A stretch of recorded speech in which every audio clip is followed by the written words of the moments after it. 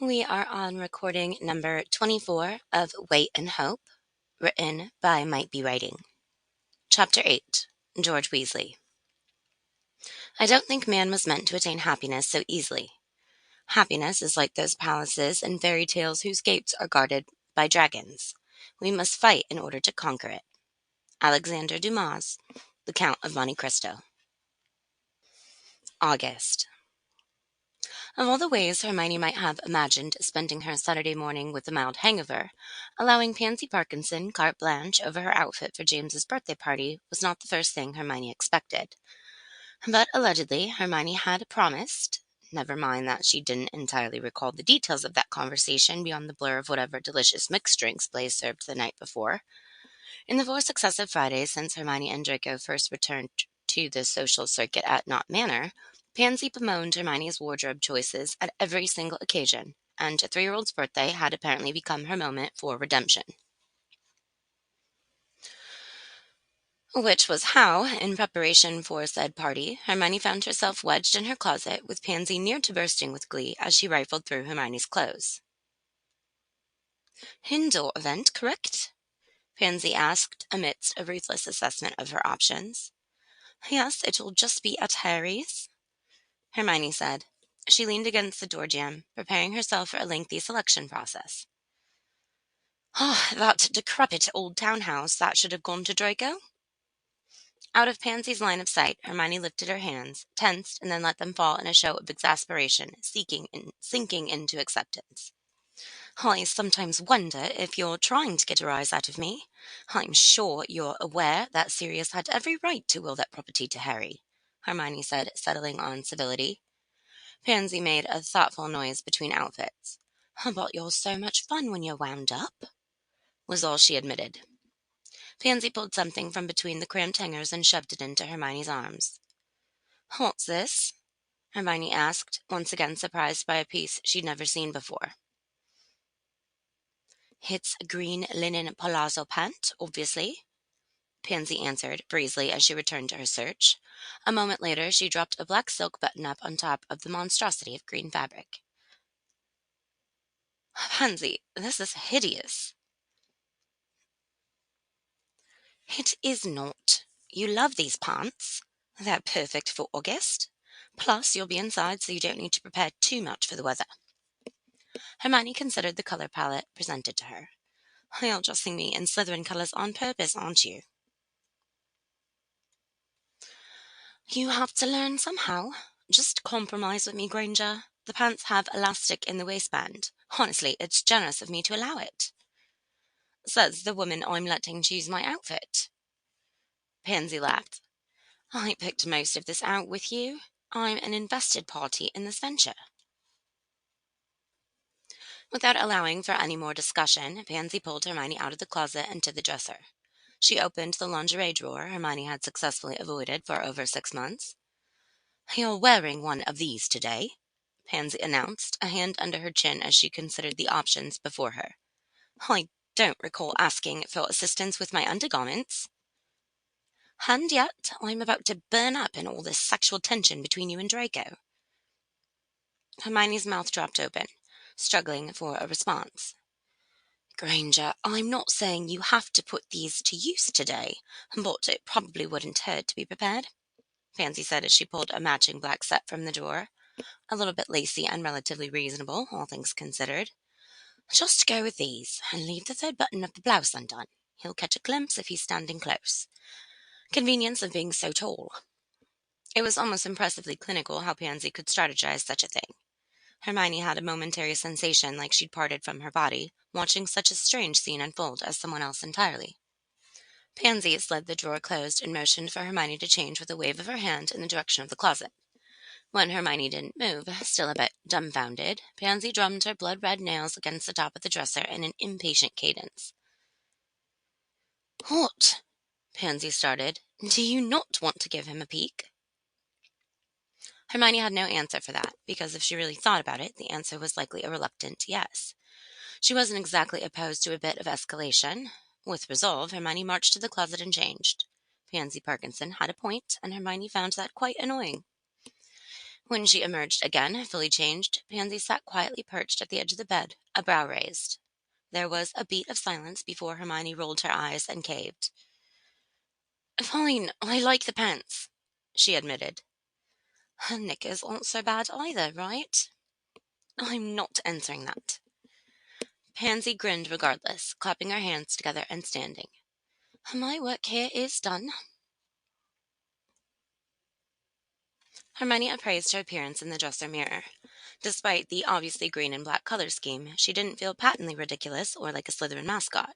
The fact that the pants leaned more olive than emerald certainly helped.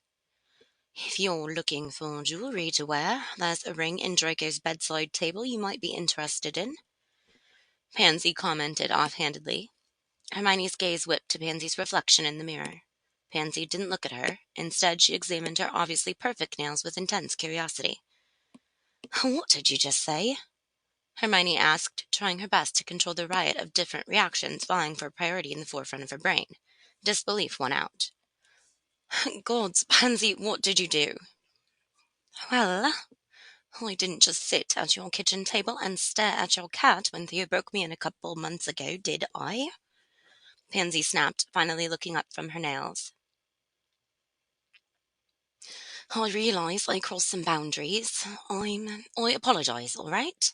I actually feel pretty guilty about it, which if you remembered anything from the last few years, you'd know is very unusual for me, but—"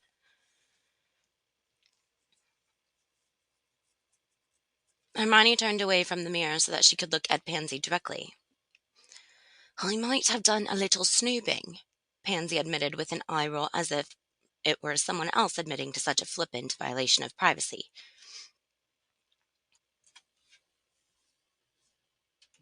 Hermione's face must have flushed as red as her vision felt, a hot pulse of irritation radiating from her chest. Pansy clearly noticed because she jumped up and approached Hermione, her face as close to contrition as Hermione had ever seen. "It's just," Pansy tried with a false start. "It was rather unbelievable what they said happened to you, and I had to know. So I did some snooping and I found your ring, which was odd enough. But then I put it on and watched the whole time we talked, and you didn't even notice." "Well, it looked like you might have noticed for a second, but you didn't say anything, and—" Pansy let out an enormous breath. "You haven't worn it since, and I realise there must be a thing going on that I don't understand, and I genuinely feel bad about it, Granger, all right? And I know you already don't really believe we're friends, and well, you told me once you appreciate honesty, so I'm trying, okay?" Hermione lost her train of thought partway through Pansy's confession turned apology turned something else entirely. She couldn't get a gauge on how she felt, only that there was something unsteady in the openly uncomfortable look on Pansy's face. "Let me summarize what I think I just heard," Hermione began, needing a breath and a moment to collect herself. "You broke into my flat, looked through my stuff, wore my wedding ring as some kind of test to the veracity of my memory loss, felt guilty about it, and are now, what, asking for forgiveness?" Pansy let out a relieved sigh. "Oh, good. Glad we have that settled." "I haven't said I've forgiven you." Pansy froze, eyes wide. In a flash, gone almost before Hermione could catch it. She saw genuine fear, honest regret, and something unnervingly like sadness cross Pansy's face. She wrung her hands together, just once before she forced her arms to her sides. Hermione couldn't exactly explain it. Maybe it was another echo or the wrenching of a reflex, but seeing Pansy so genuinely concerned kept Hermione from calling upon true anger. Irritation, certainly, but she wasn't mad. Begrudgingly, she almost felt bad for Pansy, which was a surreal sort of feeling to experience under the circumstances. So instead of spending her energy on anger, Hermione pulled Pansy in for a brief hug. "I believe you," Hermione said as Pansy stiffened in her arms. "Which part?" Pansy asked as she pulled away, smoothing away non-existent wrinkles in her blouse. "The part about us being friends, or the part where I'm, apologizing?" Watching Pansy struggle to admit she was trying to apologize was enough of a reason to forgive her. If Hermione was honest with herself. "Both," Hermione admitted. I accept your apology, but Merlin, Pansy. Boundaries. Line break. With very little additional fanfare, apart from Hermione's insistence that she would not be looking at the ring without speaking to Draco, Pansy let herself out of the bedroom and down the hall, presumably towards the flue. Hermione caught the tail end of Pansy's goodbye to Draco. Enjoy the view today, Pansy said with far more excitement than the sentiment warranted without context. On the heels of briefly wanting to throttle Pansy, Hermione decided the Slytherin had the same sorts of qualities Theo did, infuriating and annoyingly likable in a unique way. Hermione took a moment to double-check the time of James's party in her planner. Despite Pansy's unexpected confession, her styling session didn't take nearly as long as Hermione had expected. Pleased, Hermione returned the notebook to her bedside drawer, next to the cell phone she'd let die months ago.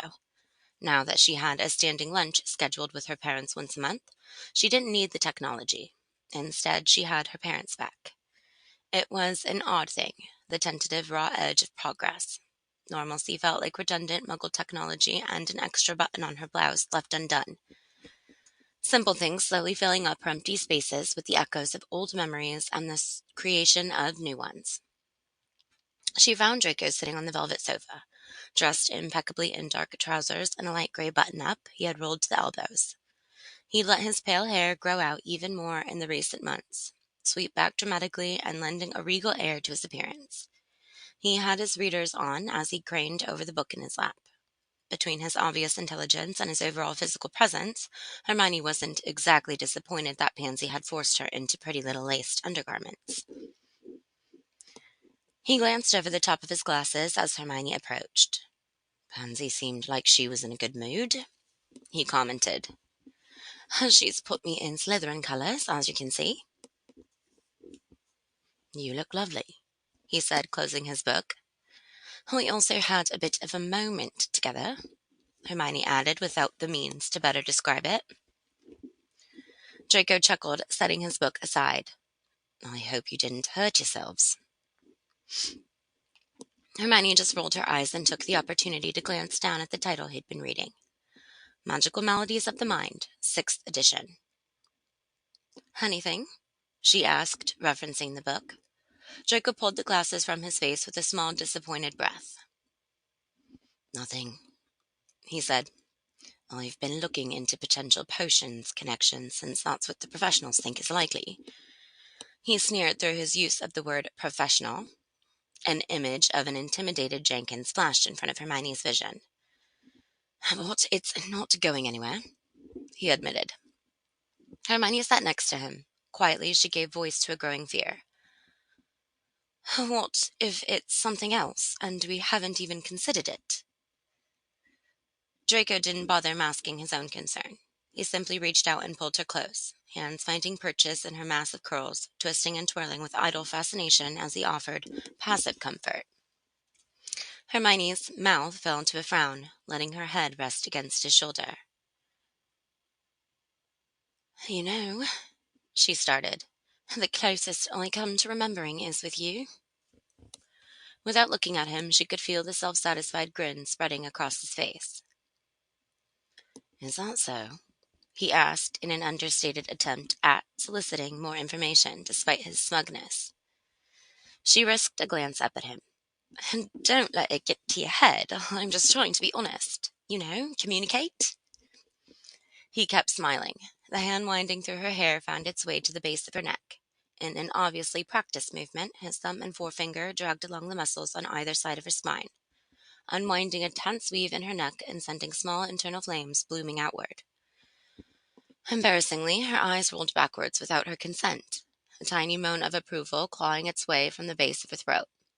Draco chuckled, but it was a dark noise, devoid of the things one does in the light. Things like this, Hermione said, rolling her shoulders just enough to indicate she referenced the magnificent things his Hoshnear's hands were doing to her nerve and musculature systems. Not memories, but echoes, or reflexes. A shudder rolled through her spinal column. You've touched me like this before. She had no voice left for her words, only air carried on unsteady breath. She thought she might get used to the way he touched her, to the fires he set with his skin, and the ashen absence when they were apart. But even now, months from their initial blaze, set while pressed against the door to their flat, she craved his acts of arson more and more. Draco spoke against the side of her neck, a distance he closed without her knowing it. "All I have?" he said. The momentary drag of his teeth against her flesh nearly hijacked Hermione's entire ability to breathe, respiration held hostage by a violent thrum of anticipation. His lips replaced teeth, pressing fleeting feather-like kisses up the vertical length of her neck and towards the junction beneath her ear. "It's Saturday," she faintly registered him saying. "James is stealing my Saturday with you." The brush of his tongue beneath her jaw forced her to reach out, a hand finding his solid leg, bunching the fabric of his trousers in her fist.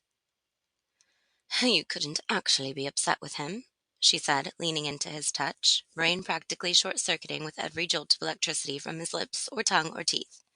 "You love him." "True," he conceded to her pulse point. "We are running slightly ahead of schedule, though," Hermione managed through a haze. "We have a few minutes to spare," she continued, stoking the flames higher. He stopped moving, lips lifted from the places on her neck that craved more touch. "Only a few minutes?" he asked, just close enough that his lips barely brushed against her as he spoke. "Just a few," she confirmed with a sigh, torn between pleasure and disappointment. Only the tiniest squeeze from his hand at the base of her neck gave away his intentions. He tipped them, lowering Hermione's back against the sofa, the delicious feeling of his weight sinking against her. "I'll have to make it worth your while," he breathed, finally detached from his work against her neck. She had no time for a pithy response. Not that she had much capacity to conjure one, as he stole the words from her lips with his mouth. She couldn't resist the impulse to arch against him, the need for closer contact prickling at her pores. Distantly, she tried to recall if she'd remembered to leave the third button undone per Pansy's orders, but she decided it didn't much matter when Draco groaned against her mouth regardless. It was a desperate, needy sound wrought from the vacuum between them and the sudden absence of air in the room. But somehow, even with any spare oxygen to burn, the flames still grew. Hermione ran a hand along his jaw, smooth and freshly shaven, before threading her fingers through the hair at the back of his head. She had learned she could make him shudder with a well-placed drag of her nails through his scalp, and, ever an example of academic excellence, she relished in every opportunity to put her knowledge to the test. But instead of a shudder, he rolled against her, a flint and steel of friction, striking sparks to her very core. She pulled him tighter, desperate to memorize the taste of his mouth and the shape of the small sighs he breathed straight to her lungs. Hermione could spend hours with her mouth against his, operating purely on reflex and allowing her brain to quiet just long enough for the push and pull between fear and hope to fade into something distant and inconsequential. In a matter of fact, she had spent hours doing just that, tasting him, touching him, stepping closer and closer each time to a ledge of intimacy she knew she'd tumble over soon. The push and pull between fear and hope had started to favor a winner in her mind, especially with the addition of Draco's fastidious research that, too, seemed to lead nowhere. But she'd wanted to sleep with him when she knew him, fully. Selfishly, perhaps, she wanted all her context, all her history. She wanted to know what it meant to her to be with him in that way. But in every day that passed, she saw fewer and fewer reasons to believe that her condition would change in a spontaneous act of recovery, or that her stymied healers would suddenly announce a breakthrough. Her proverbial candy stash of hope had dwindled to less than half full. So the cliff she approached, tangled in his limbs and at the mercy of his mouth, started to look like an increasingly welcome leap into the unknown.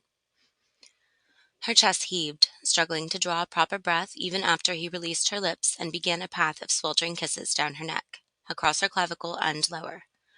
Her blouse shifted, and Hermione received confirmation that she must have remembered to leave that third button undone, because his entire body stilled. He exhaled a strangled sort of breath, the air from which coasted across the curve of her breast, beneath the fabric of her blouse, and straight to the live wire of nerves between her legs. "Fuck," he murmured, resuming his worship of the skin at the edges of her blouse, shifting it further, stepping closer to the ledge. Hermione's head rolled back, body arching under the rapture of physical praise. Her eyes, half open, caught on the clock in the kitchen. "Fuck," she breathed with far less reverence than Draco. He paused, looking up at her with a molten ring of mercury orbiting an enormous pool of black in his eyes. He understood they'd run out of time in the space of one severely disappointed blink.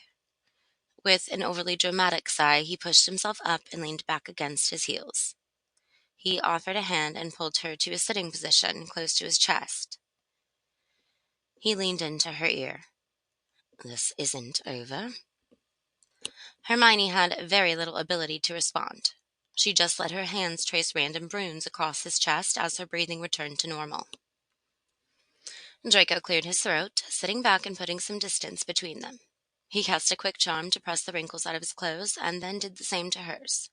The creases in her linen pants had turned into a crime scene detailing every dangerous intention she'd had mere moments before.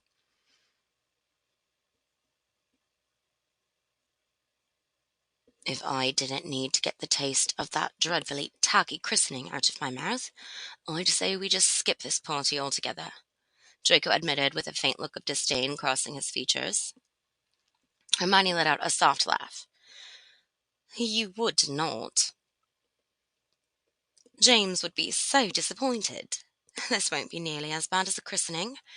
It's just close friends and family, very small." He grumbled something mostly unintelligible and stood, posture schooled back into the effortless elegance he wore as easily as his tailored clothes. He offered her his hand, and they left together. Line break.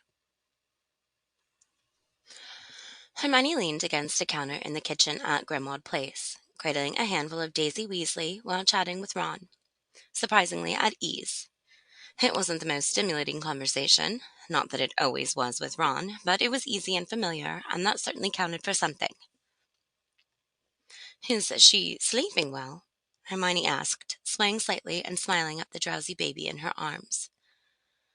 Ron laughed. "Merlin, no. Apparently I owe Ginny an apology for making fun of her when she complained about James." Hermione smiled, remembering the wails she'd heard from James during a number of visits after bedtime. For a moment she locked eyes with Draco across the long and narrow kitchen, wedged between Lavender and Ginny, with Harry trying desperately to keep James from crawling up onto the table and grabbing up the collection of candies and sweets there. Draco watched her too. Months ago, she might have expected to see jealousy or suspicion behind his eyes as she stood one-on-one with Ron, but instead he had a soft look on his face, the beginnings of a smirk pulling at the corner of his mouth. She looked away, distracted briefly by George's eruption of laughter on the other side of the kitchen as he talked with Molly. "The christening was lovely, by the way," she told Ron, hoping she sounded sincere. "Thanks, Miney. It meant a lot to Lavender. The food afterward was good, wasn't it?" She hummed in agreement, but remembered it as bland. She smoothed a few baby, fine strands of strawberry blonde hair near Daisy's temple, still swaying. She glanced back up at Draco. He watched as Lavender gesticulated wildly, clearly excited about whatever story she told. Ginny looked slightly horrified as she watched. Hermione couldn't help but smile at the carefully neutral expression she saw Draco wearing, so obviously disingenuous to her newly trained eye, but likely a vision of politeness to anyone else in the room. Her heart clenched at his effort. As Hermione watched her spouse, evidently Ron watched his as well. She heard him groan beside her. "I hope she's not telling the story of my first nappy," he started. "Ron, why did we break up?" Hermione interrupted. It felt urgent, suddenly, that she know. Or rather, it finally felt like the right time. She turned to face him again as he blinked at her, perhaps startled to be interrupted or just confused at the abruptness of the request. Oh, he said. Well, you're smarter than me. He paused and then chuckled. And I don't mean just generally, though that's also true. You saw it before I did. The things we have in common aren't really ours, you know? He crossed his arms in front of him, leaning heavily against the counter behind him. He seemed casual, unconcerned, as if this topic had been laid to rest long ago.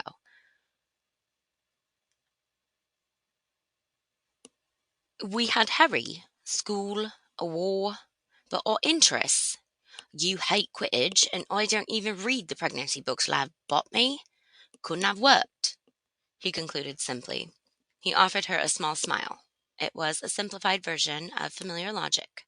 Her own, she knew. Her brain conjured a single thought in the moments that followed. Draco Malfoy tried to read her favorite book every year, even though he hated it. When she looked back up at Draco, she met his gaze. He looked partly amused and partly exhausted. He arched one of his questioning brows at her. She watched him bring his glass to his lips, taking a sip before lowering it again. His eyes tracked with the motion of the glass, inspiring hers to do the same. She watched as he tapped it against the table. Once, twice, 3 times, and then looked back up at her. His smirk grew, a bit of conspiracy behind his eyes. The action felt familiar, in a way that the echoes and reflexes that had begun to govern her instincts felt familiar. She turned to Ron. "Can I hand her off?" she asked him. "Of course. Thanks for giving me a break," he said, lifting Daisy from her arms. Without entirely knowing why, Hermione made her way across the kitchen, pausing beside Draco. "Could I steal you for a minute?" she asked both to him and to the group. Jenny was too distracted by Albus yanking on her hair to respond, but Lavender looked genuinely disappointed before Ron joined them and distracted her with Daisy. "Cake in 15," Harry said without looking up from where James had a variety of candies and toys scattered across the table, attention flitting from one to another, faster than Harry could collect them from the floor or prevent them from rolling to the other end of the table. George joined them, lowering himself beside Harry and scooting a variety of toys and sweets closer to James, just as Harry sighed in defeat. Draco rose with a look of confidence that concluded he wouldn't be missed and followed Hermione out of the kitchen. She didn't have a plan beyond stealing him, but suddenly she couldn't put enough space between herself and the kitchen with its modest gathering for James, even if just for a moment. An echo of their kiss on the sofa hummed through her veins. "What was that thing you were doing?" Hermione asked, turning to him. "With your glass on the table. It felt familiar, in a way." Draco stood close to her in the stairwell where they'd stopped, a smile stretching across his face. "It's just a thing we do sometimes. A request for assistance. I'm glad you got the message." He reached out and tucked a curl behind her ear as he stepped even closer, a casual sort of playfulness evident in his features. Hermione tried to restrain the throb of disappointment. "Had enough of Harry and Ginny today?" she asked, trying to sound indifferent. She saw concern tighten the muscles around his eyes, a slight furrow along his brow. "I like Potter and the Weaslett," he said slowly, as if he wished he didn't have to verbalize it. "I don't mind spending time with them. Lavender, though, was telling me a very graphic birthing story that I could have gone my entire life without hearing." Regardless of rationality, a tinge of disappointment still lingered behind Hermione's ribs. But Draco's concern evaporated, burned up by the heat behind his eyes as he pushed forward again, practically touching her. The wooden railing from the stairs dug almost painfully into her spine. It didn't bother her at all. "My primary reason to request your presence, however," he started, dropping his face closer to hers, a wicked smirk spreading, "was so that I could get you alone." The blank spaces inside Hermione's brain took hold, not because she sought a memory she didn't know, or because she felt the sharp reminder of their absence, rather because they were the easiest spaces to slip into when Draco stole her faculties with his touch or tongue. Oh, she managed, trying to kickstart her thinking back to life, struggling against the warmth of his breath skating across her cheek and neck. When his fingertips dug into her hips, finally touching her, she found her thoughts again, and they were singular in their intent. She grabbed at one of his hands and pulled him up the stairs. The chuckle that chased her only propelled her faster, until 2 flights up she tugged him into the corridor and pulled him to her, tangling her fingers in his hair like she had that morning. Slightly out of breath from her ascent and from the suffocating proximity he offered, Hermione didn't mind in the slightest as his lips and tongue stole more oxygen from her lungs. There was little reverence in these kisses, only hunger and desperation and a kind of catharsis from the waiting and the wanting and the strictness of a schedule designed to keep them focused on the issue of her memory and not the conflagration they were capable of. Hermione didn't even wince when her back made contact with the elaborately paneled wood lining. She didn't mind the frenzy. She felt it too. Draco pulled back, a shuddering breath betraying the tremors in his control.